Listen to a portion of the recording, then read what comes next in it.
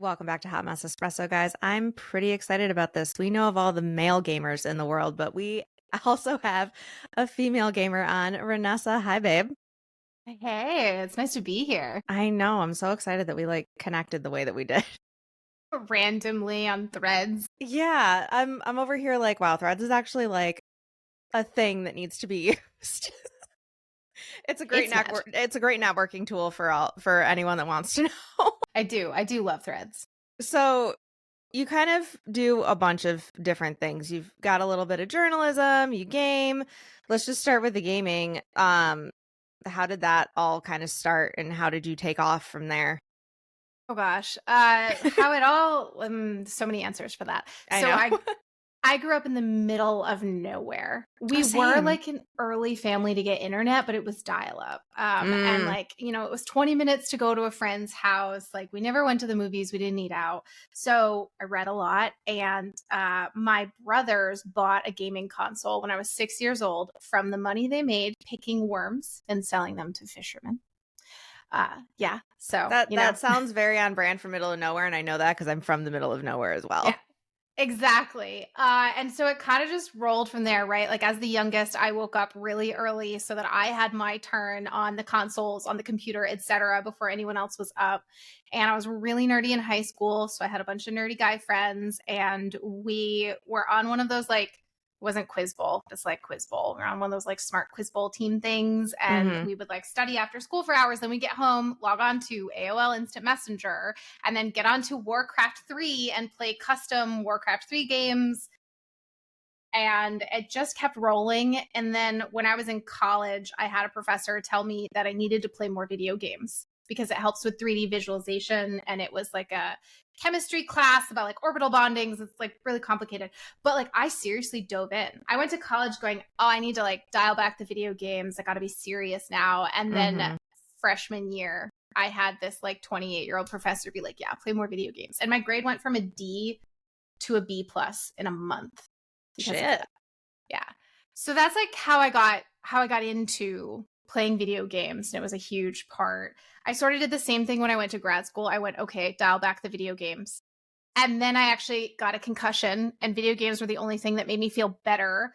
And that was what really started the career side of things because I was so engaged at that point on the competitive side. I was casting, I was hosting, I was interviewing, I was doing these things, and I got offered a job. And I'd been streaming the whole time, and I'd been doing some things, but that honestly, that concussion kicked off a whole career. Hmm. That's awesome. Um, were you watching streamers like while you were so has that helped like mold who you are as a streamer, or were you just kind of like, we're just gonna wing it and I'm gonna find my own style and that's just what's gonna work? I think it's sort of a mixture. So, I one of the reasons I started streaming was because our group of people who played was bigger than you could have 5 people on a team, and there was probably 10 to 15 of us. And some of us started playing semi-professionally, but other people wanted to watch. And so I started streaming so everyone could sort of watch. It meant I got to play in every game instead of having to sit it out and like take turns. So strategic there. So that was part of it, and I'm certainly not someone who didn't have strong opinions to start with. So I had plenty of my own personality to bring. But one of the really key things I saw was this is early streaming days. And there were only a few women in probably on Twitch as a whole, but in the category that I was in, there was only a couple. And they were all in these boxes. They were like I remember one of them was very alt emo girl, right? Like if you think of that stereotype, that Yep. like the straight black hair and like dead pale and just was nasty and yelled at everyone and like Oh my couldn't God. yeah couldn't and it was she wasn't mean, she was just like a yeller. I don't really know how Ah, to describe it. okay, yeah. Which I do plenty of. I So feel like you can't play video games and not yell. Even my ex-husband, who is like the quietest gamer ever, every now and then he'll be in the basement and I just hear him screaming and I'm like, yeah, really? what and that's the thing, right? That sounds natural. Mm-hmm. But then there was another streamer, and she was very successful in the esports space, and she's like one of the main names, and she is like one of the names right now in this space, and she's Mm-hmm. phenomenal, and she's always been someone I've looked up to. And she would not wear makeup, and she would wear a tank top and a zip up hoodie with her hair in a ponytail, and was pretty like soft spoken and calm 99% of the time.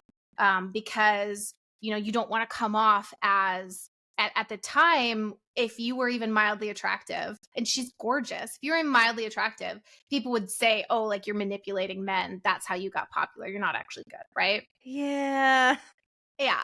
And then there was another streamer who was gorgeous, knew it, was not afraid to be gorgeous, of course, got all of that levied at her. I think me to a certain extent as well, because I was young and that was my first impression. And then I was like, no, that's wrong. You're wrong. Like, beat that out of your brain, but we all have it ingrained into us. Oh, yeah. And I looked at all these streamers and I thought, wow, all of them are in one box. They're one thing, and they never really deviate from the one thing. And that's not who people are. And so when I started my stream, my goal was I'm going to show what a human being looks like. And some days my hair is going to be perfect and I'm going to be bubbly, happy Barbie. And some days I'm going to rip your head off for being a moron. And like some days I'm not going to spend forever on my makeup and I'm going to show up in my pajama. I used to have like a no makeup pajama stream every week on the weekend where I would just like roll out of bed and stream. And then the whole point was I wanted a community where people got to be themselves. And that was like a whole ass human being. Exactly, right? Yeah. Crazy. I know. It's almost like social media is fake. Oh my God. Really? No, it's a shock to me. Glass shattering. That's the thing. Like, the social media, I feel like, is just like ruined so much. Like you if you're yourself, all of a sudden, like you're getting picked apart. If you're trying to fit yourself into the box, you're getting picked apart regardless. So you might as well just like own your shit. Mm-hmm. Like, I'm sure that there are several people that are like, can this bitch literally wear more than a flannel on her pod episodes? And the answer is no. I own an obnoxious amount of flannels. I will never give that up. That is literally my thing. Get over it.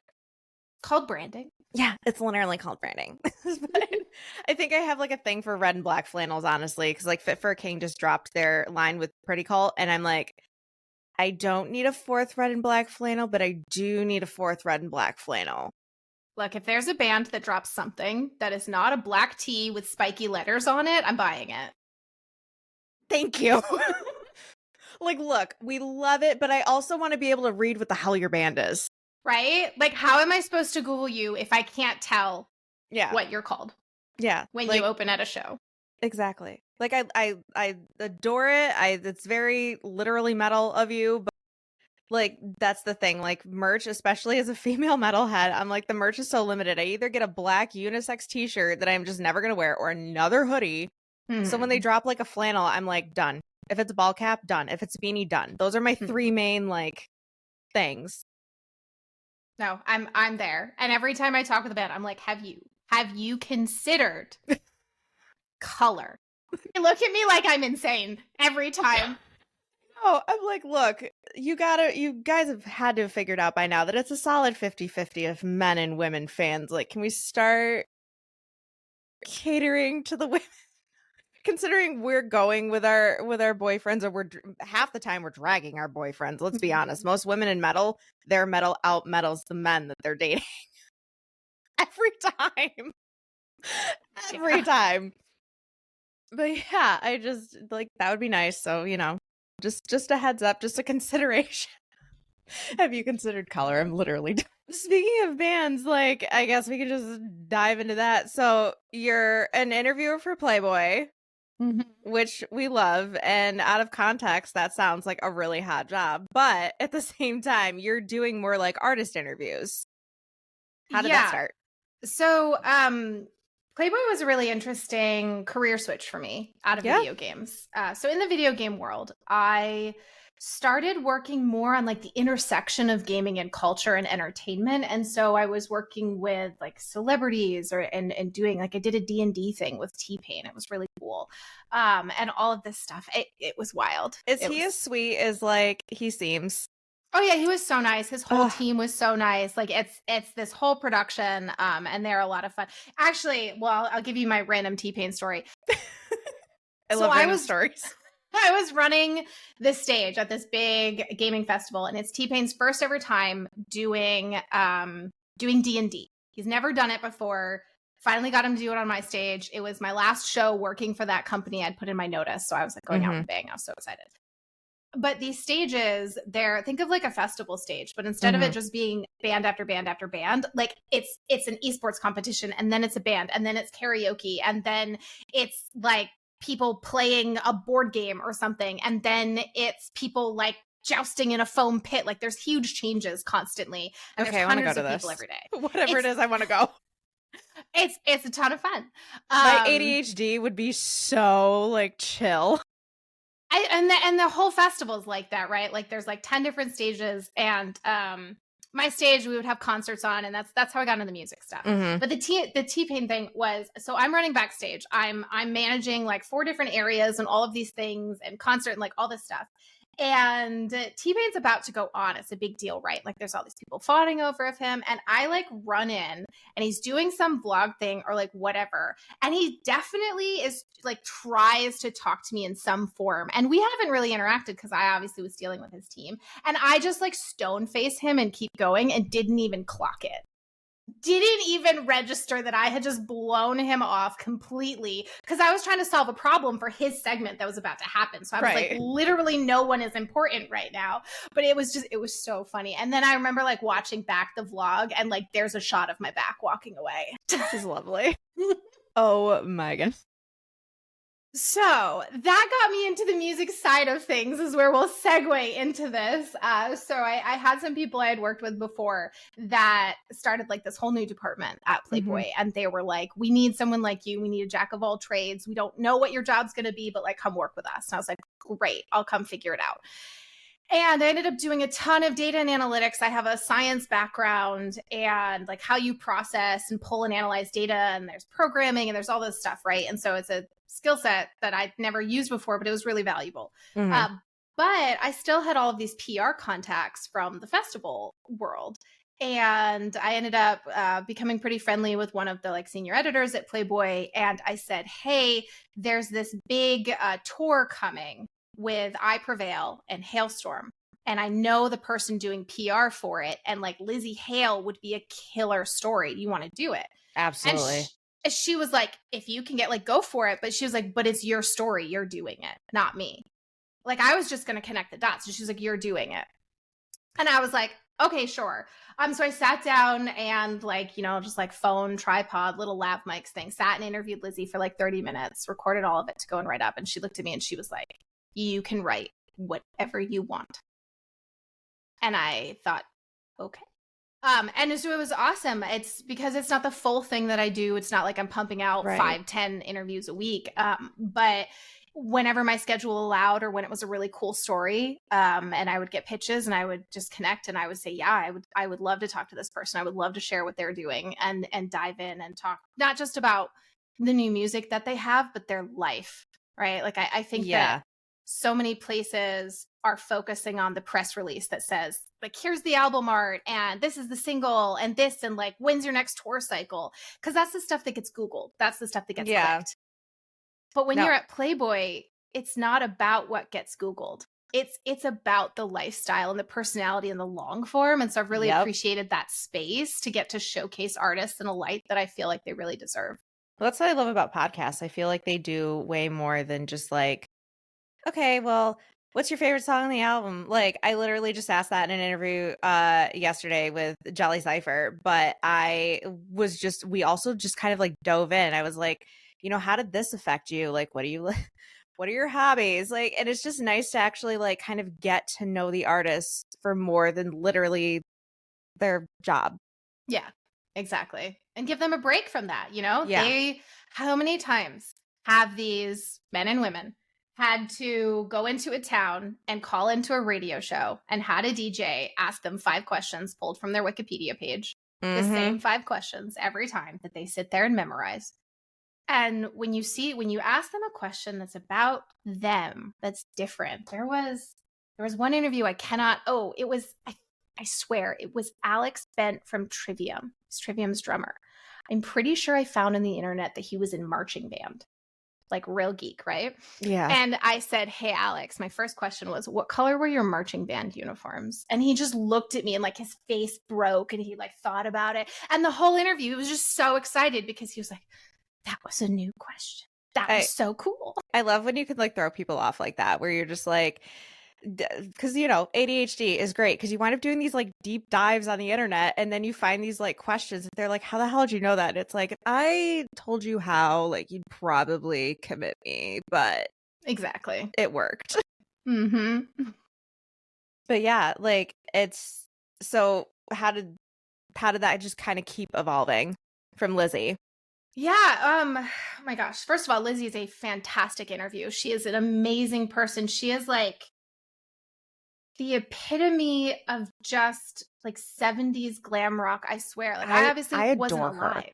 Yeah, and but just talking to her, I felt transported to a time when music mattered and it wasn't how many likes you got and it wasn't Hmm. how much you had put into it. Like she was just an experience. And I Yeah. find that with a lot of artists in any space. I mean, I obviously focus on the heavier spaces, is they just have this worldview that is so refreshing from what you're confronted with most of the time.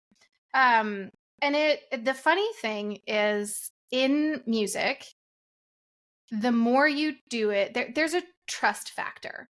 And I got introduced into a couple of PR agents during the pandemic and was doing for the gaming thing. I was Hmm. talking to music artists who also gamed. And so that was like the first trust factor.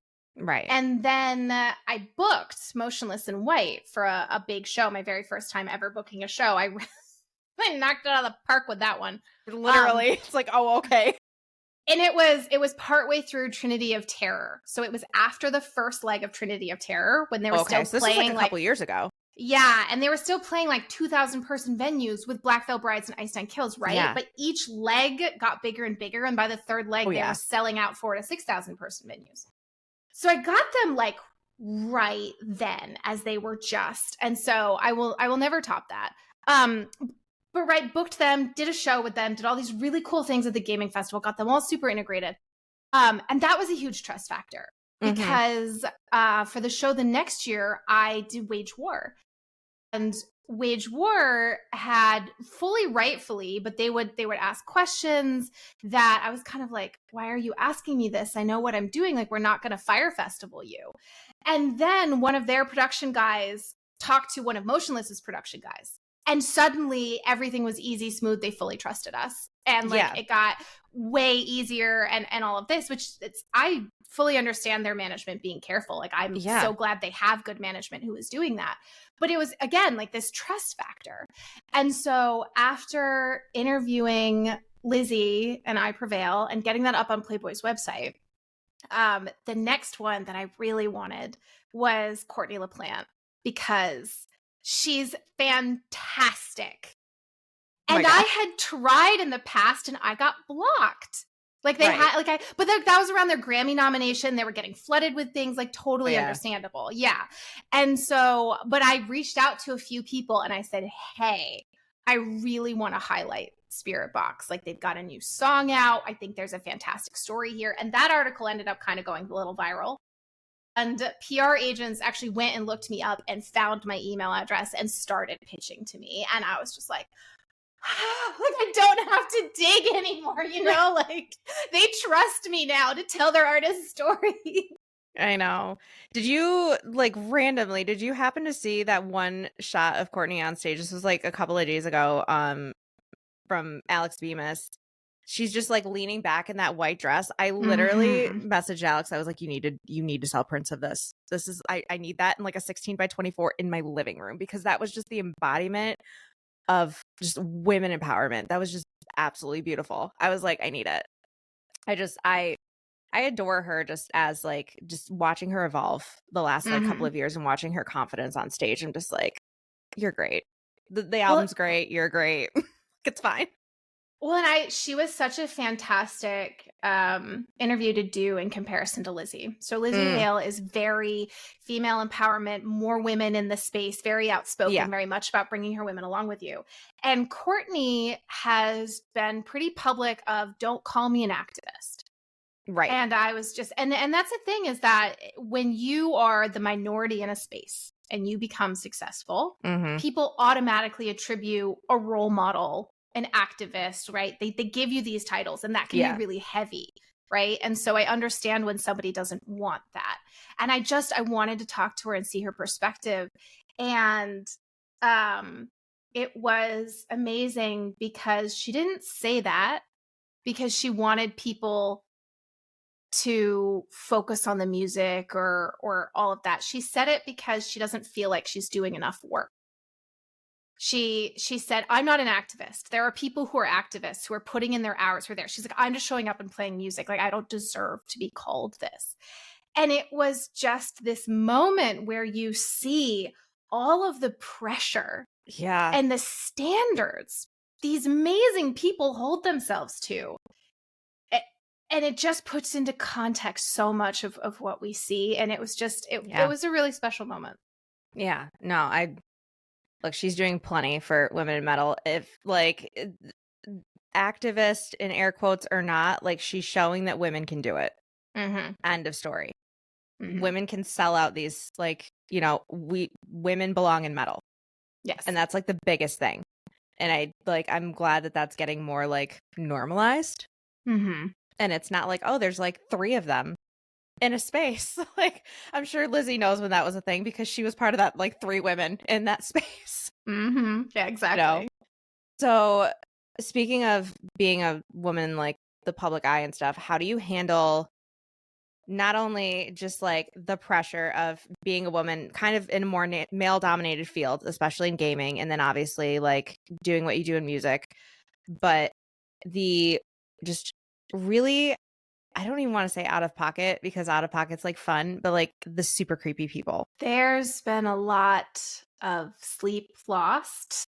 There's been a lot of uncomfortable moments. There has been having to get a lawyer. There has been, thank goodness I have connection. Like, thank goodness I work behind the scenes and I knew people at Twitter. I knew people at YouTube. I knew people on these platforms where I was being harassed. I will say what I experienced, I think is very trivial compared to what most other women I know in a similar space had gone through because I had the connections, right? Like because I had the protection. And the other really unfortunate thing is that I was always very, and still am, my public persona is never how I make my money. I make some, my subscribers who are coming up on 10 years of subscribing. That's insane. And it's like, I feel bad they're paying me money at this point because they're my friends. Like I've known them for 10 years. So I obviously make some money and I've always viewed what I make through that is what I spend on my PC is what I spend on, right? Like new lighting or microphone or whatever kind of thing. And that was a tangent. But the point was, but it's completely valid though. Like you literally have to spend money to make money. So usually when you're making the money, it doesn't go into your income. It goes into upgrading your shit. Exactly. Ask me how I know. Right? Like, kindred soul. But I always made sure. I need a new camera. It needs like, because right now, if you can see it, it's literally going back and forth and it's driving me nuts. But I remember that life. Yeah. But I always made sure that my money wasn't contingent on what I was doing in public because I always wanted to be able to speak up when there was a problem. And I did. And that's why I got harassed. But of course, because you had an opinion. Exactly. Some boundaries. Yeah, I go wild, right? I know. But I found that like it didn't matter, you know, I'm not going to say I don't care how many followers I have because the more followers you have, like the more doors it opens. So yes, that's helpful. But functionally, I don't really care. I care about the right people getting to see my posts. I care about the right people being there when I'm live so that I can share my day with them.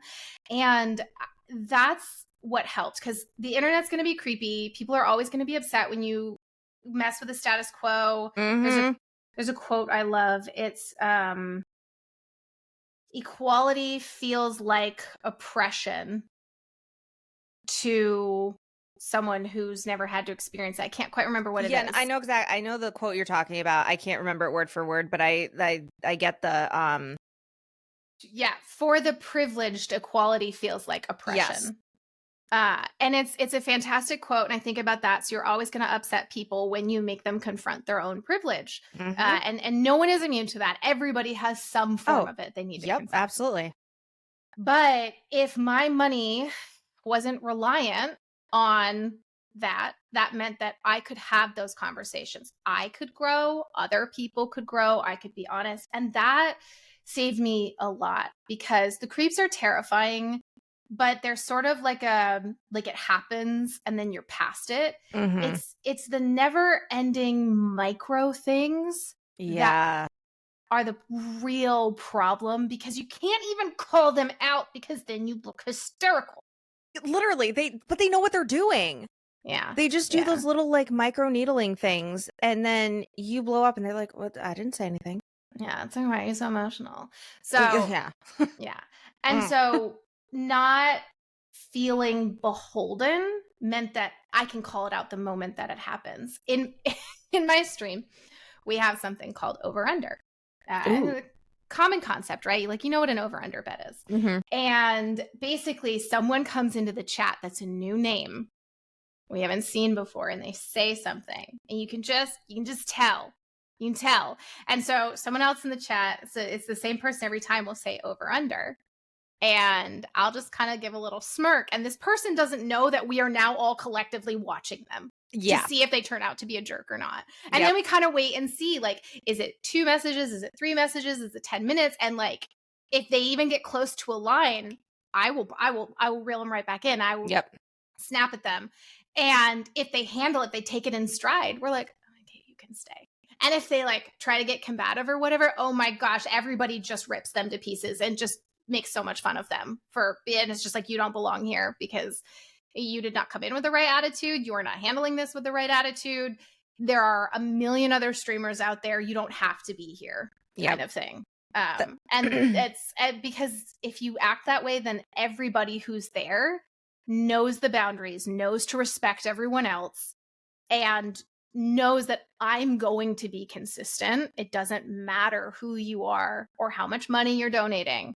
If you're creepy, if you're weird, if you're rude, if you're mean, you're gone. Yep. And that's like, even on like my TikTok streams, like you sit in your streams with like 0 people for like the longest time, and then you start to get like your community. And I love when there's not like a ton of people in there because I know it's like my people. And when we get someone new, and I like to troll back. Like somebody says something, I'll like, troll back a little bit. If they say something like super heinous, usually one of my mods is like trying to get rid of it before I see it. But 9 times out of 10, like, and it depends on the level of trolling. One of my like dearest like internet buddies literally rolled into my chat one time, said I'm offended, and I'm like, well, I'm offended that you're offended, and it just turned into a beautiful friendship. And like, it's just one of those things where it paid off because again, they took it in stride, and it's now become our thing. But but then you get the people that are like, the fat and ugly comments, like, whatever, like, I know I'm neither, like, get over yourself, like, exactly, come up with new material. And that's literally what I tell them. I'm like, go back to your dictionary and find some new material, and then we can work with that.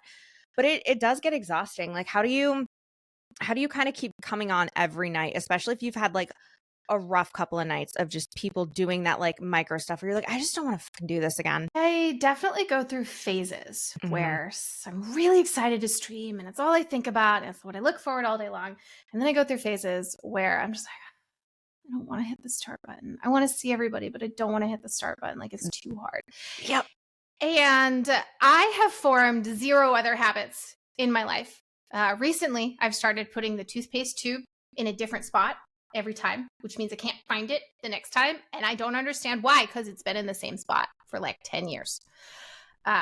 So I don't form habits except for streaming. So the pure, sheer stubbornness that somebody 10 years ago made some comment about me not lasting or whatever. I don't even know if that happened or not, but like my sheer stubbornness is Somebody said it, whether you heard it or not. Somebody did. I will keep showing up in this space because I made that promise to everybody 10, 12 years ago, whenever I started, that I was going to be here and I was going to be me. So that's one, that people deserve to have someone who is themselves existing. So I will always be there for that. And two, I seriously love these freaking people so much. Yeah. It's been 10 years. Like, they've had kids, they've bought houses, they send me recipes. Like, we talk about gardening, like we're all 80 years old. But like, I can't imagine not getting the update and not talking to them. Like, that is such a key part of my day. And I'll go on vacation, I'll be gone, I'll take a night off from streaming, and that's fine. But then I'll miss it. Yeah. In college, you have these people in your dorm room that you hang out with and you see all the time. And one of the things about adulthood people say all the time is you miss school because it was a walkable community where you had friends all the time. Yep. And to me, that's what Twitch has become for a lot of people, is like the manifestation of that walkable community where you just see who's in the common room to hang out with tonight. And you just have that social connection. But me being the super introvert that I am, I can hit stop whenever I'm done and be like, I'm out. I don't have to be social anymore. Peace. Literally. Do you kind of like shut it off, and then you just don't talk to me for the rest of the night? Like, I can't wordy anymore.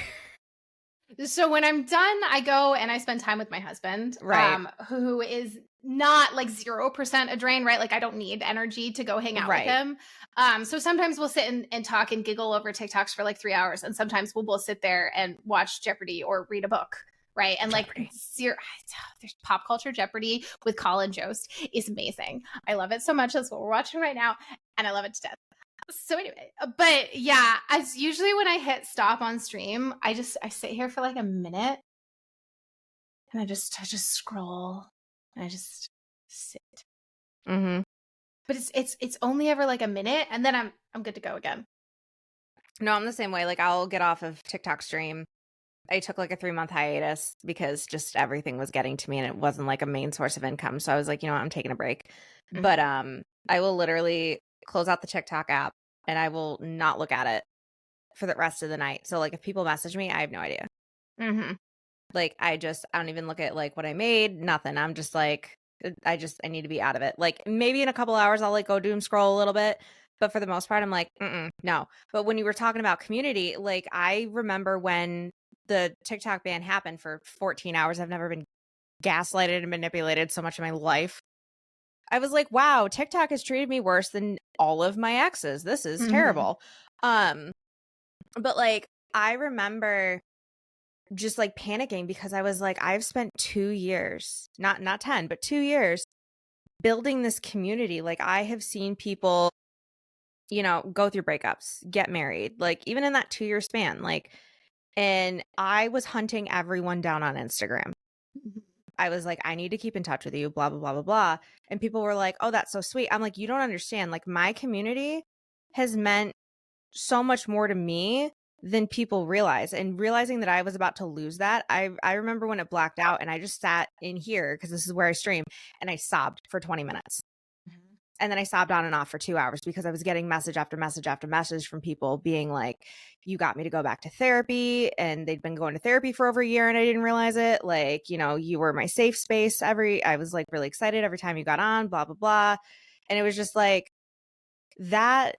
I feel like your community fuels you just as much as you fuel them. Yeah, no, it is that way. And that's,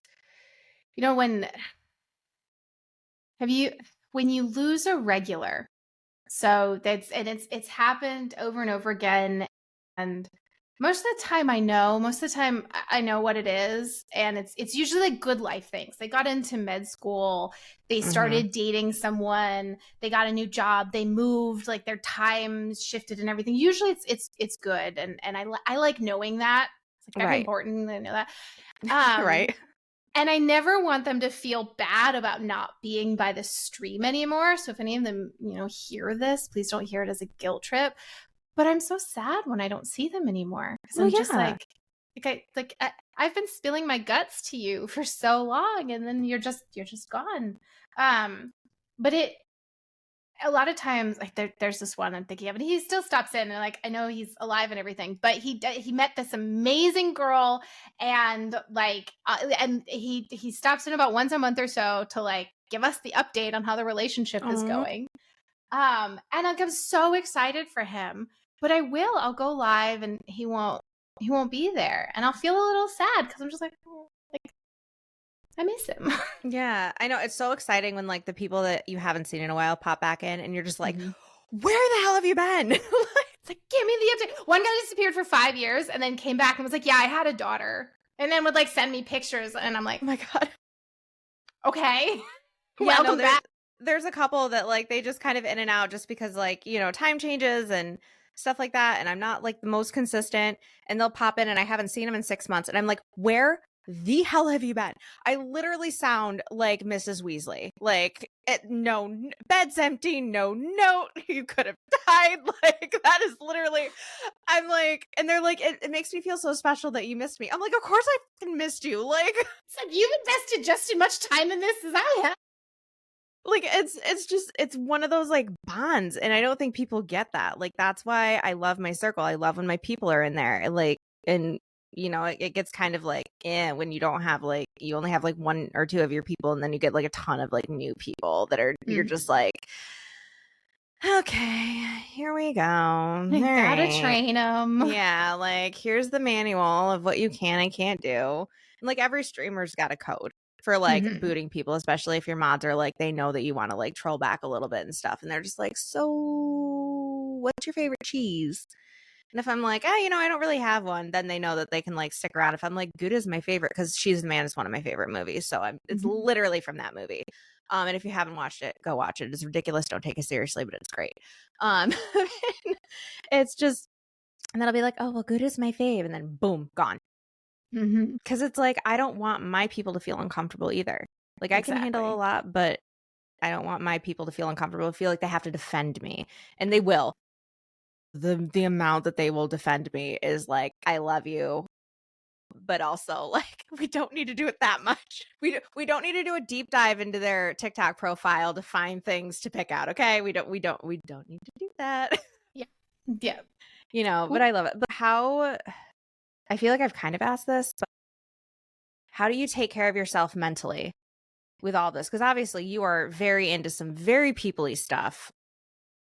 Even if you're very much yourself online, like you still have to keep like a level of emotional regulation. Like you can't completely crash out and stuff like that. So how do you kind of like make sure that you're okay and you're whole 9 times out of 10? Sometimes I don't. Same. Yeah, like sometimes life is just too much, and it's never anything to do with streaming or being online. It's because life is too much, and I'm just like to just so sometimes I don't. But I think because of my approach, it makes that easier because even if I need to crash out, it's not catastrophic. Right. It's me going, I need to yell about this. I need to cry about this. I need to talk about this incessantly for 3 days. I'm so sorry. Suck it up and deal with it. But because I've built spaces that's just who I am, it means that I actually have those moments that release all the happy hormones and reset your brain chemistry and like all that, rather than just, I mean, I'll deal with a lot. I'll shoulder a lot. I'll stay silent and soldier on. But I can. And the thing is like the moment that I can't, I go, I can't. Bleh. And I'm just like, same. And I'll be like, I'm fine. I just need to not be fine for like an hour. Right. And so I think it's just, again, it's about building those spaces where people know that. And I just trust people. So like, for instance, right now, I moved into a new house, selling the old house, and it's been way more stressful and painful than it should have been.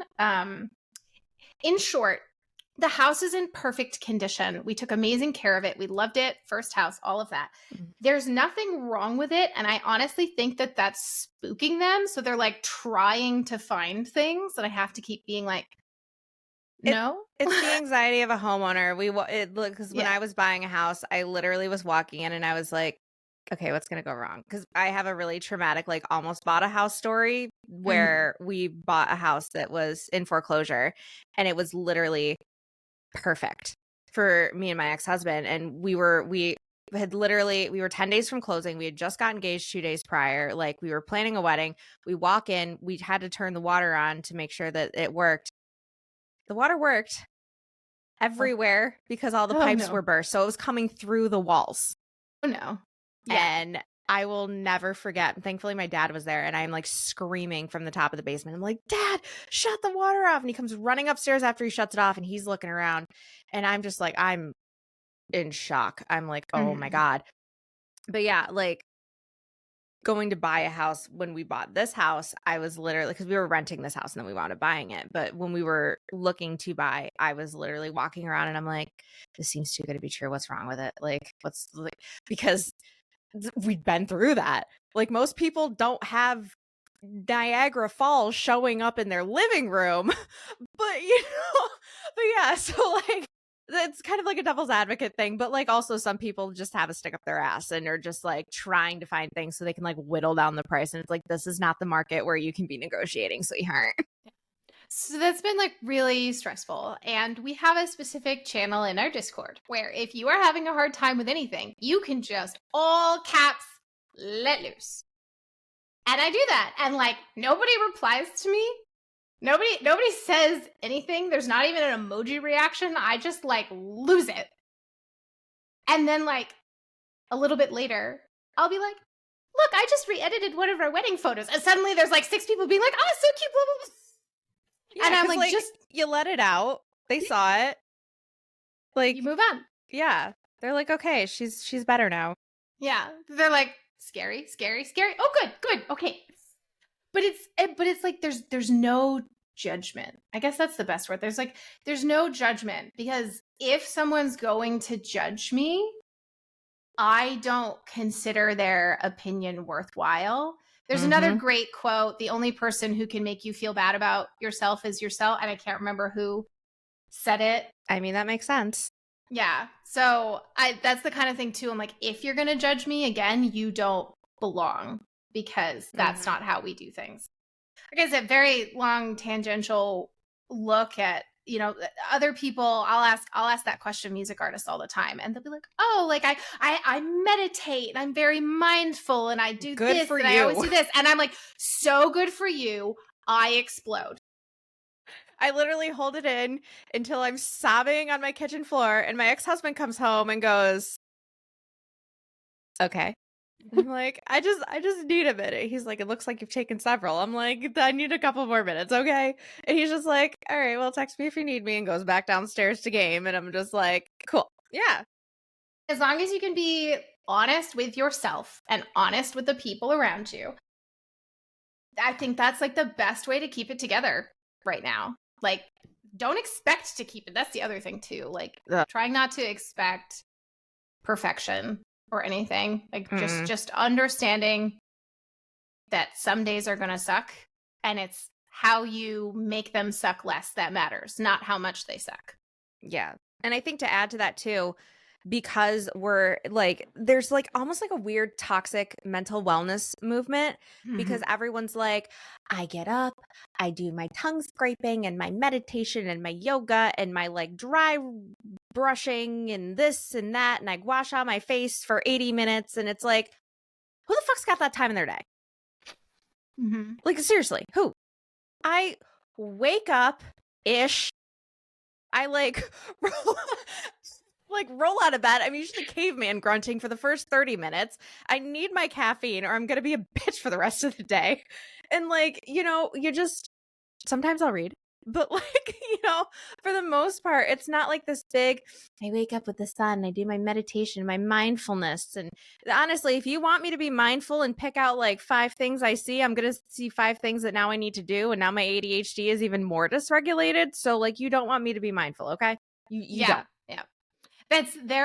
So I garden, grow vegetables, very exciting. And so most mornings I make eggs and I go and I get my green onions and my chives, my tomatoes from the garden and like make the eggs and everything.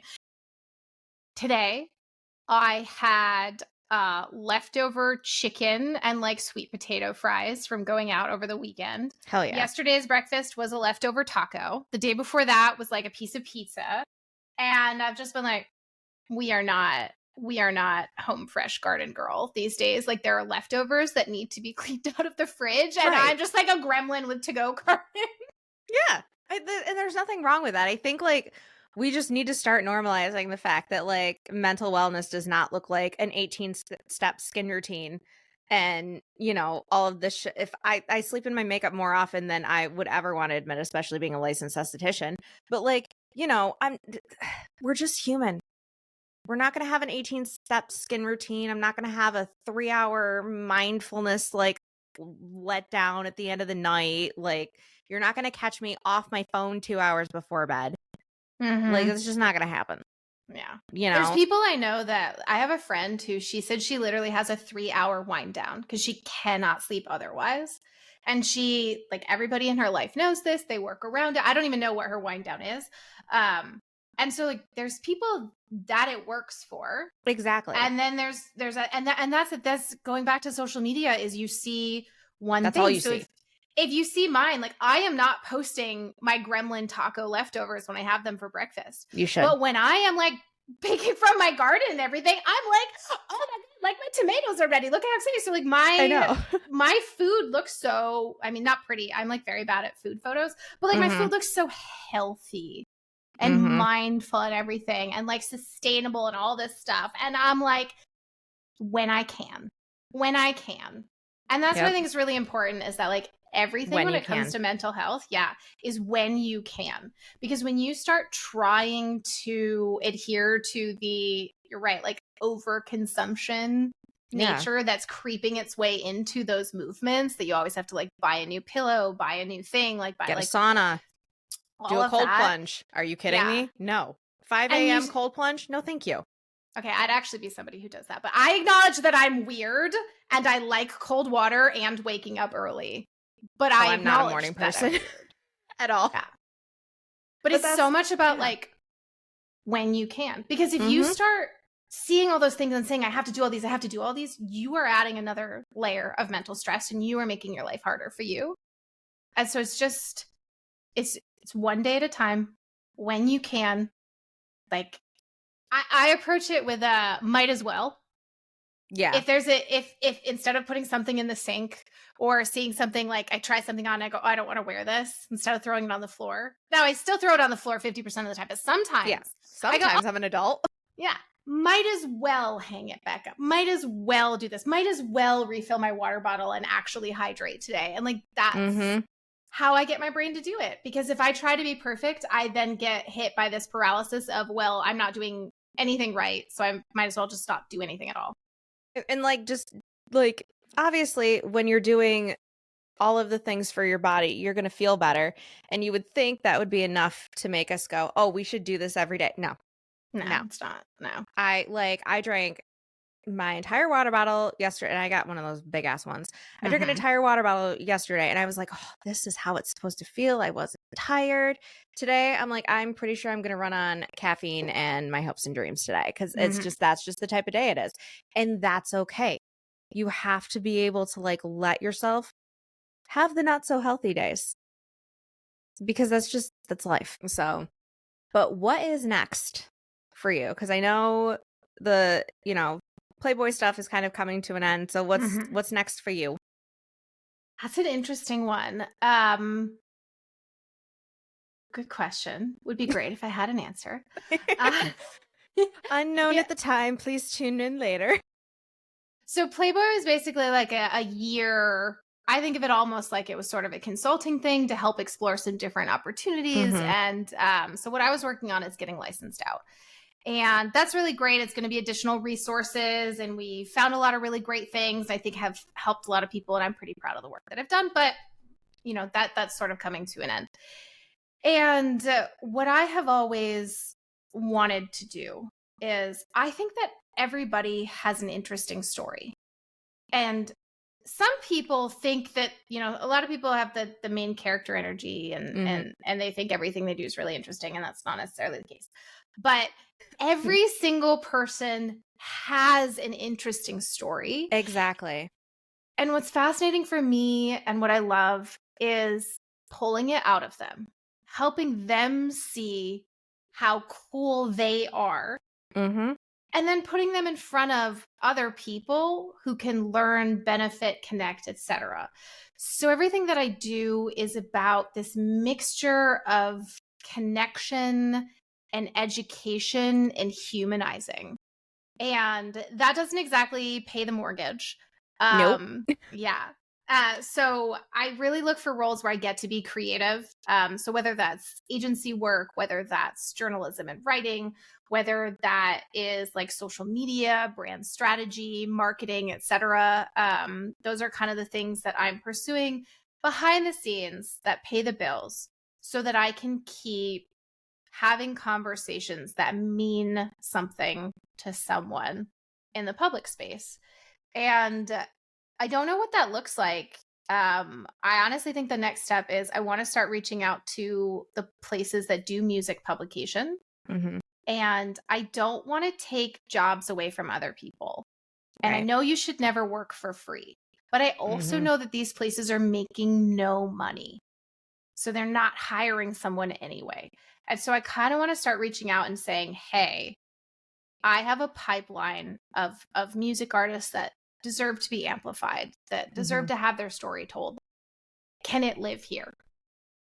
So that's kind of my thing. And I already told that to someone and they were like, absolutely not. You need to get paid. And I'm just like, no, but like, that's not what I care about for this. Sometimes you just need to kind of do the grunt work, unfortunately for free, to build that foundation. And then it goes from there, hopefully. I also, after monetizing every single one of my hobbies ever, Mhm. like I made these little cool folding album paper craft things when I was Mhm. like 12, and my friend and I would go to farmers markets and sell them in the summers and have them like listed in local stores and stuff. Like I did not have a hobby that I did not monetize. I braided bracelets and like sold them for a charity thing when I was in 6th grade. Like Mhm. those bracelets were the hot fashion item of the 6th grade class, by the way. I'm So sure that they was, were. big deal. But so I've monetized every hobby I've ever had Mhm. because I'll throw myself into it. And then I'm just like, oh, like, hey, this would be cool. Or someone would be like, oh, we want to hire you to do this. And that's cool and everything. I am at the point where I would like to have non-monetized hobbies, please, because it's stressful when people pay you money to do things. They expect Yeah. things from it. And I'd rather just do it for the sake of creating rather than getting paid. Which is beyond valid. But yeah, I'm excited to see that next step with an actual hobby. Like, No, the hobby is going to be just like music artists telling I me about love their that. marching band uniforms. Honestly, look, I've interviewed a few artists, and let me tell you, they are the sweetest, just most amazing people. And all they want to do is be asked about like shit that is not super public information. Like, Mm-hmm. not like their social security number, but like what they like to do, like how they handle this, that, or the other. Like, what's a random story on the road that never made it to like, Rolling Stone magazine kind of thing. Like, they love talking about that shit. There's an I Prevail moment that I think might be what you were referring to, and we're gonna tell the story. I Uh, actually have no idea, but it's going to be funny if I hit the nail on the head. I did not tell you the story beforehand. I think we were saving this right. I can't remember if I told you this. Probably. So, in one of the other things that's great about writing for Playboy is there's no topic that's off limits. There's no language that's off limits, right? Like it's Mm-hmm. adult. You can do what you want. And previously, gaming festivals, family friendly, like different kind of thing. And again, even if you want to put it on social media, like it has to be very PG. Yeah. And so when you have a platform that's not as dependent on that, kind of going to think. So anyways, I asked iPrevail what they were co-headlining an arena tour, right? And so I wanted to talk about like the arena life, because it wasn't that long ago that they just got started, and they literally played their showcase for the Fearless like label exec like in a like shipping container, I think. Like, yeah.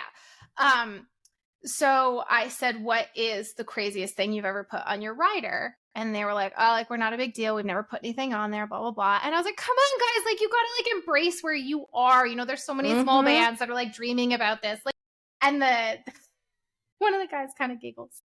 And he goes, okay, well, there was that one time. Should we tell the story? Like, should we tell it? They were like, well, it's Playboy. Like, we'll tell the story. Right. So the crew guy who handles the rider had his laptop up and open in like the little production office. Yeah. And someone else on the crew went and added an item to the rider. And why am I blanking on the lead singer's name? Eric? There's Eric and Brian, I think. Yeah, so it was Eric who was telling the story. And he always put a bottle of whiskey on it. That was his thing. That was like their indulgent thing on the riders. He always has a bottle of whiskey on it. Several shows went by without this item showing up. And then at one show, there was no bottle of whiskey, but there was a giant dildo. That's amazing. I believe it was purple, if I recall the interview correctly. Was it sparkly? I don't know. I might have to follow up and ask. That's amazing. But that was like one of the best interview moments ever, because I didn't know. Like, I wasn't fishing for that. Right. Just, oh my God. And he was like, that's why I didn't get my bottle of whiskey, because they bought a $70 dildo. I mean, it was worth it. Yeah. Absolutely worth it. So the gems that you just pull out sometimes with that wasn't even a good question. That was like a lazy question from me. I was using it as kind of a transition to like end the talk about touring and move into the talk about like their lives and the pressure and social media, and right. And so like that was my transition question, and it just it's just gold, pure gold. See, that's the thing. You get those like little snippets that you're like, this is why I do what I do. And it's absolutely, well, I literally cannot wow. Okay. I've clearly been speaking too long.